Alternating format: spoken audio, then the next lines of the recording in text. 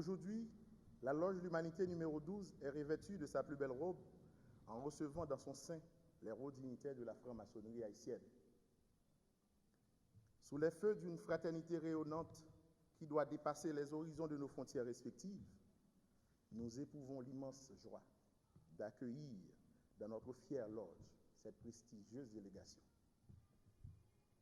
En mon nom propre et au nom de tous les frères de cette respectable loge, je vous souhaite la plus cordiale bienvenue parmi nous.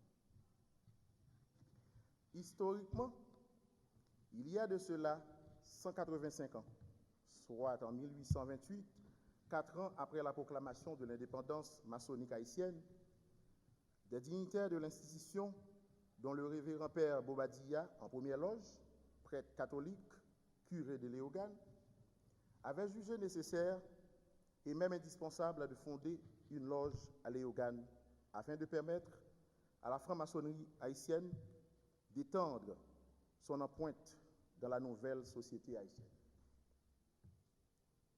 C'est ainsi que le 18 août 1828, le frère Jacques-Ignace Fresnel, un Léoganais, premier grand maître du Grand Orient d'Haïti de 1824, procéda à l'allumage des feux de la respectable loge L'Humanité numéro 12 à l'Orient de Léogane.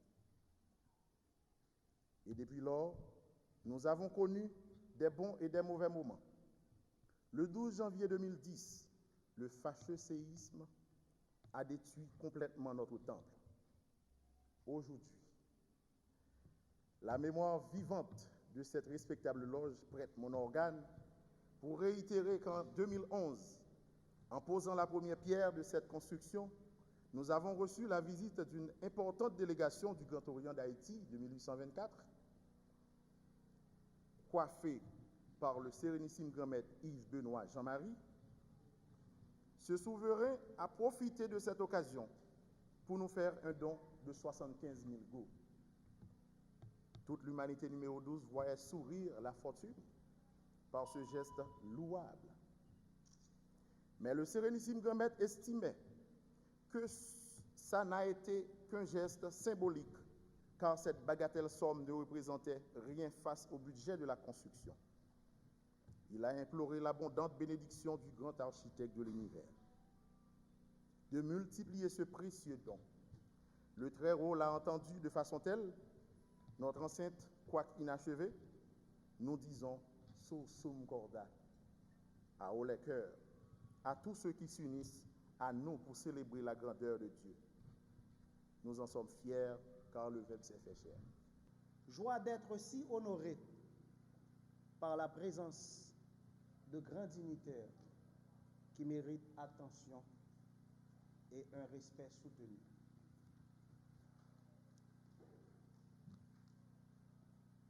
Notre joie se résume aussi dans la détermination manifestée chez tous les frères de la diaspora de cet atelier, qui n'ont jamais laissé marchander leur contribution dès qu'il s'agit de leur mère loge. Je peux prendre comme exemple les frères Patrick Alcy, Jean Durozo Hilas, Harry Paul, Gary Desrosiers, Loreus, Géto Ferdinand, Eddie Pierre, Philippe Lantimo, Philippe Pierre, Géto Estinfil, Armand Estinfil, Willem Lambert, Paul Lambert, Pierre-Jean Rigaud Alliance, Ronald Lambert, Pierre-Antoine Lambert, Laurent Antoine, Phildou Darbouze, Gérald Alcy et j'en passe. Ces frères ont triplé, quadruplé même leurs efforts pour qu'on puisse vous accueillir ici ce matin dans le temple en phase de construction. C'est une occasion tant souhaitée pour les remercier de tant de sacrifices consentis pour arriver jusque-là, même si l'on est encore loin pour arriver au stade final. De mettre en exergue la réunification réalisée qui va avoir 2 ans en janvier prochain. Il est évident que la fraternité à nul autre pareil qui existe au sein de la franc-maçonnerie puisse servir de guide pour résoudre les problèmes majeurs de ce pays dont nous sommes condamnés à vivre et à revivre. Un pays bâti sur l'union, qui d'abord préconise notre existence de francs-maçons, ne peut sous nos yeux péricliter. Nous pensons bien plus souvent à nous qu'aux autres. Et l'on peut dire sans crainte d'erreur que les préoccupations d'ordre personnel prennent le pas largement sur celles qui se rapportent aux personnes et aux choses qui nous entourent. Le rétablissement de l'unité prôné devrait en quelque sorte se questionner sur la prépondérance du moi en vue de promouvoir l'unification. Voilà à quoi nous espérons nous donner pour tâche au fin de mettre au sommet la franc-maçonnerie. Avant de terminer, je veux profiter de la circonstance pour demander à l'atelier de la respectable loge l'Humanité numéro 12 de se mettre debout pour applaudir leur détermination pour en avoir la possibilité de recevoir le Grand Orient dans ce nouveau temple. Je demande à l'atelier de se mettre debout. Et je demande maintenant à l'atelier de faire la possibilité pour s'acclamer eux-mêmes.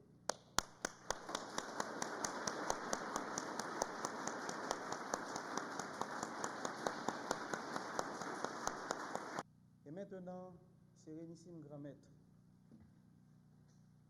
dans mon discours de circonstance, j'ai parlé de la réunification.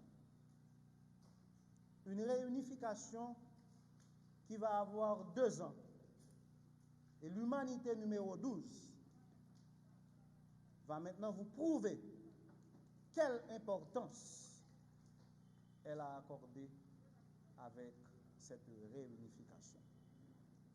Je demande à mes prédécesseurs de venir chercher le Sérénissime Grand Maître André Jean-Gilles pour nous diriger vers cette réunification qu'on a préparée pour nous. Réunification, effectivement, qu'on a parlé. Et l'Humanité numéro 12, là. Benoît Jean-Marie qui est là. Il y a le Grand Maître André Jean-Gilles qui est là. Et il y a le président, qui est le protecteur de l'ordre, qui a permis cette réunification. L'Humanité numéro 12. Et je crois que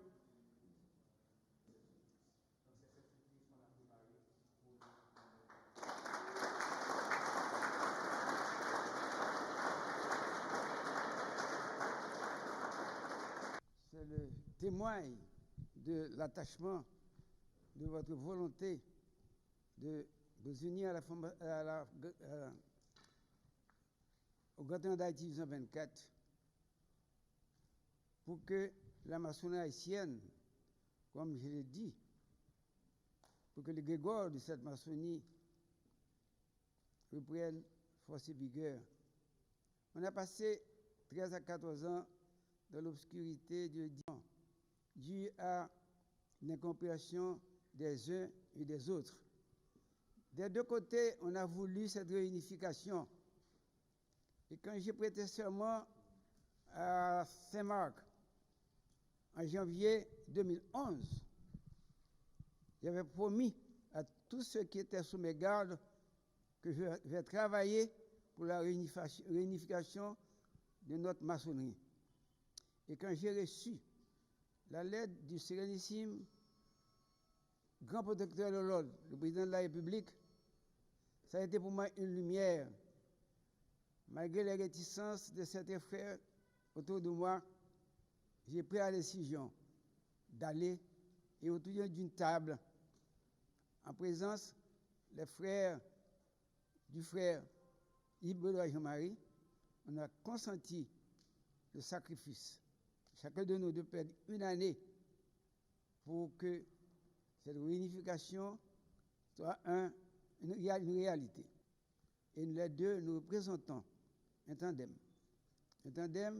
qui représente la pierre angulaire sur laquelle repose l'unification de cette maçonnerie. Que le Tout-Puissant Jéhovah nous garde et nous bénisse.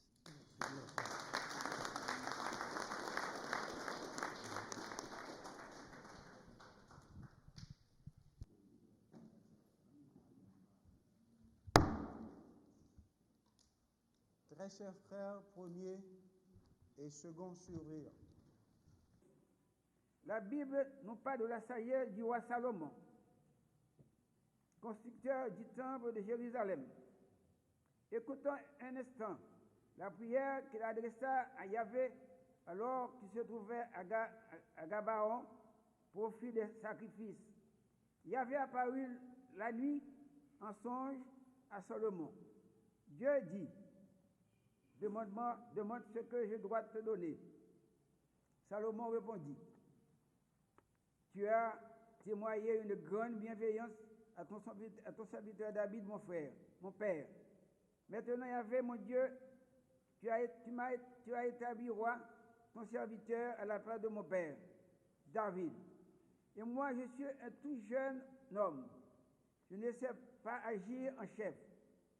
Donne à ton serviteur un cœur plein de jugement pour gouverner ton peuple, pour discerner entre le bien et le mal. Dieu lui dit, parce que tu as demandé cela, que tu n'as pu demander pour toi de longs jours, ni la richesse, ni la vie de tes ennemis, mais que tu as demandé pour lui le discernement au jugement, voici ce que je vais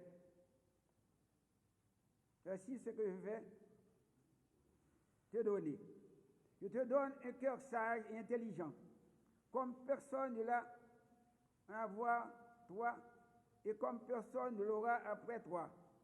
Et même ce que tu n'as pas demandé, je te donne aussi une richesse et une gloire comme à personne parmi les rois.